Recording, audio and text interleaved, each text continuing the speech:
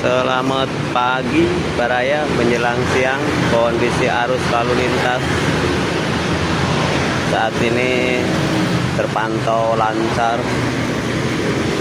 dan cuacanya cerah sekali ini.